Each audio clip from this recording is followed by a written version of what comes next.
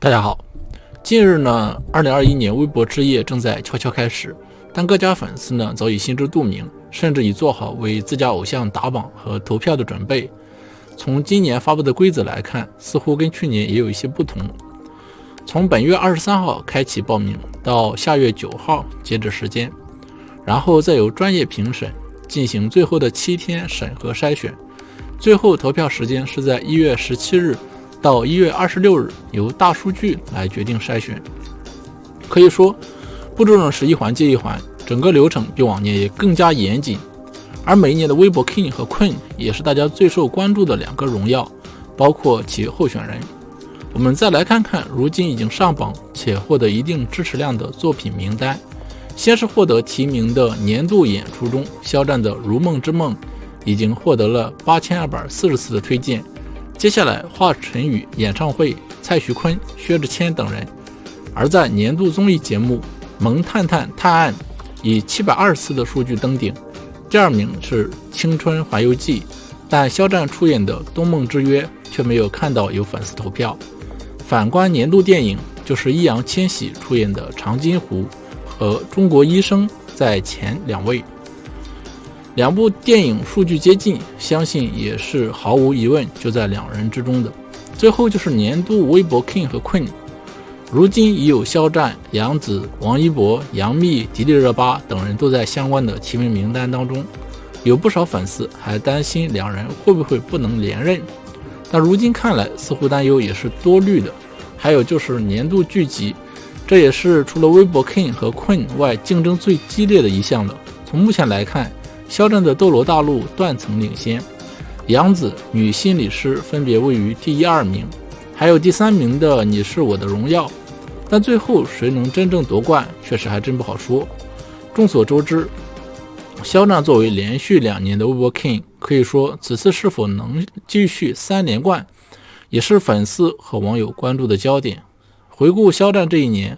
似乎整体行程安排都十分低调，除了自身的几个事件之外，也正慢慢回归影视行业。所以今年他参演的《斗罗大陆》和《如梦之梦》也获得了不少粉丝和网友的支持，也先后上了年度作品推荐。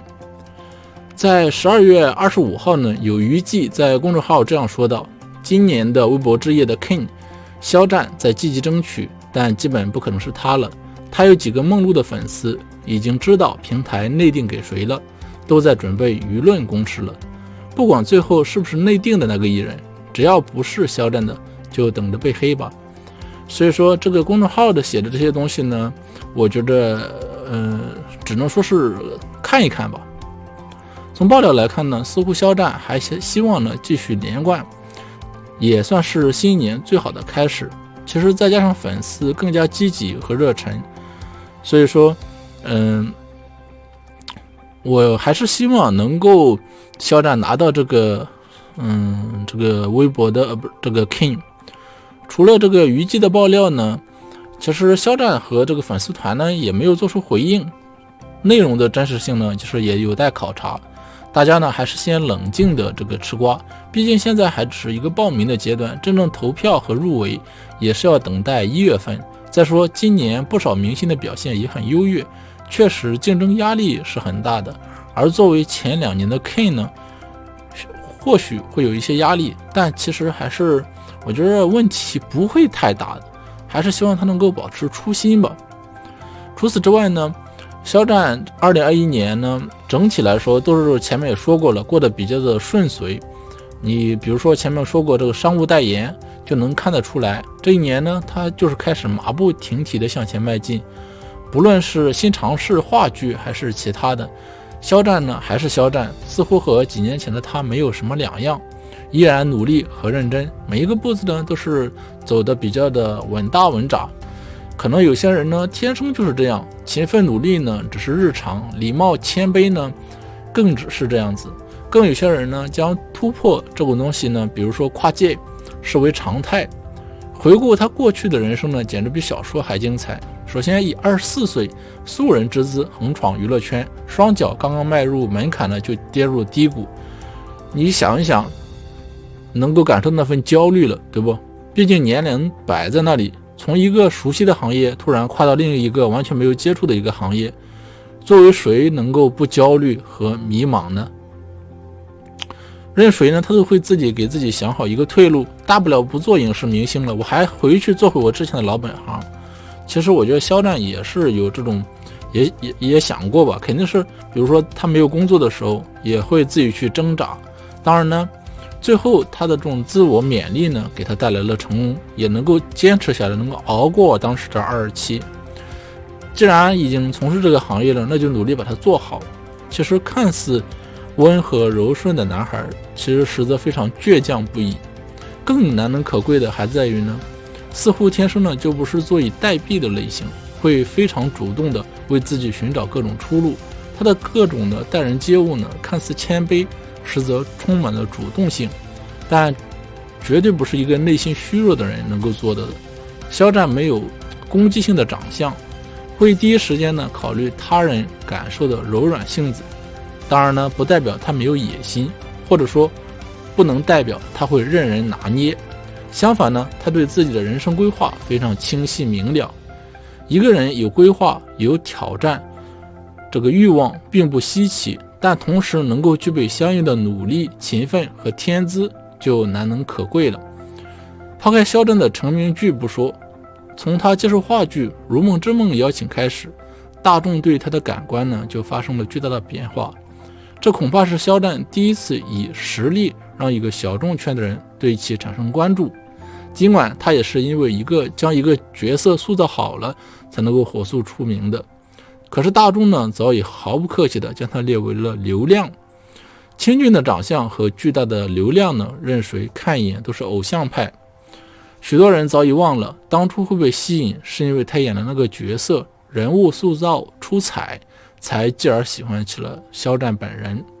加上1年的无妄之灾，肖战的人生呢更充满了戏剧性。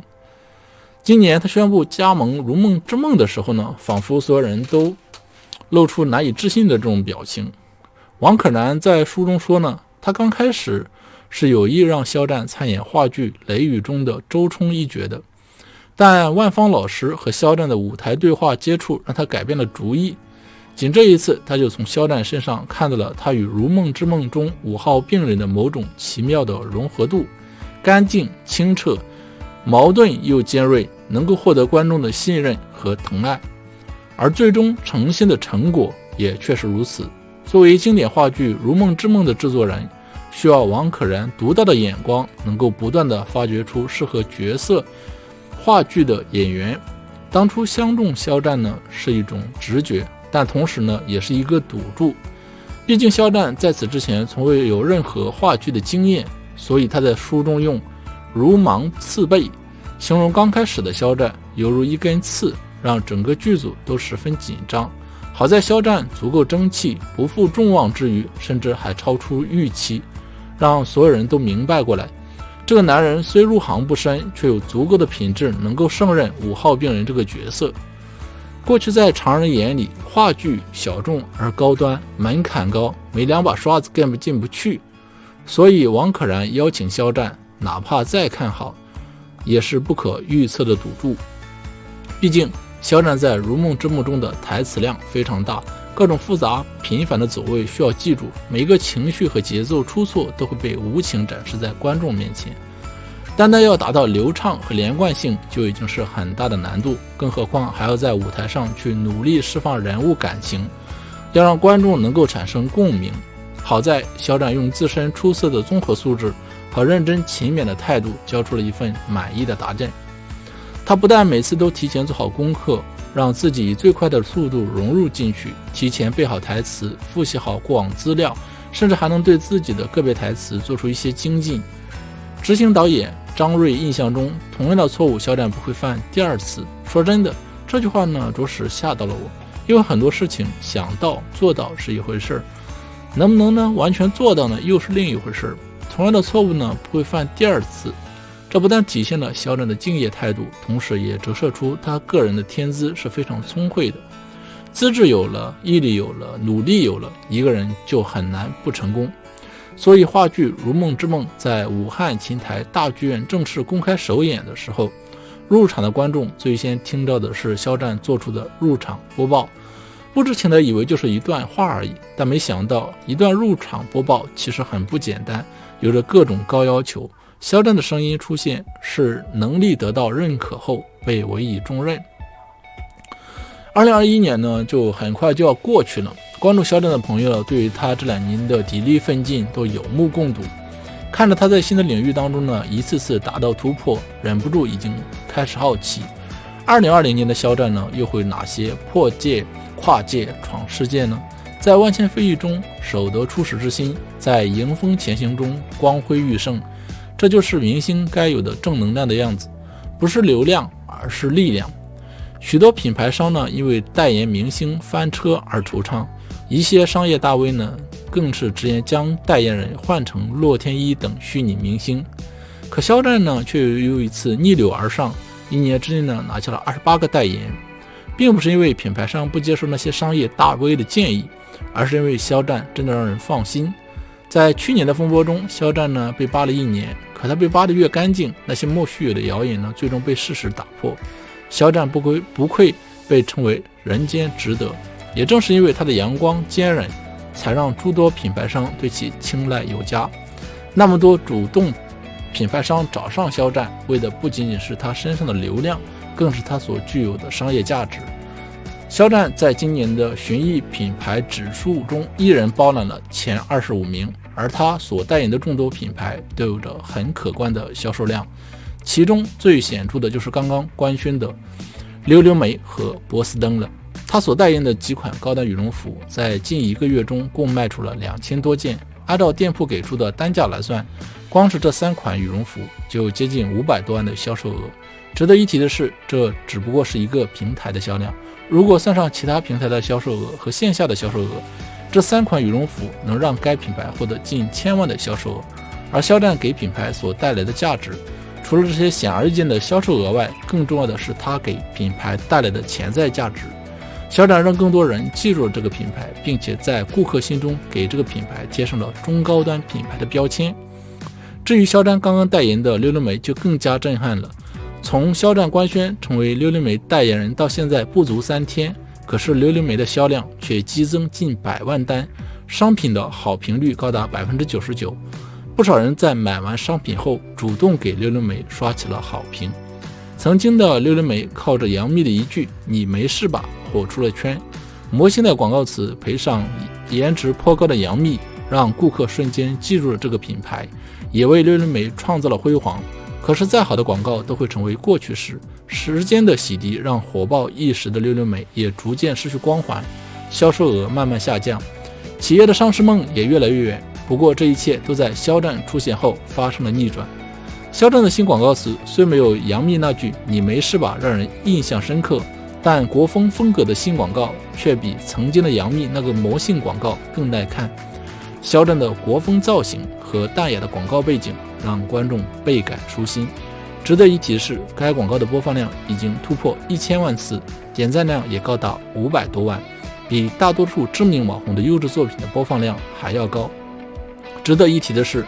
溜溜梅的订单激增，网店的发货时间都被迫延迟。肖战所代言的2个同款礼盒也在1天内卖出了接近2000万的销售额。面对如此巨大的商业价值，又有哪些品牌会不动心呢？接下来肖战的代言还会很多，你希望他的下一个代言是哪方面的呢？欢迎大家评论区留言，非常感谢大家收看本期的视频，我们下期再见，拜拜。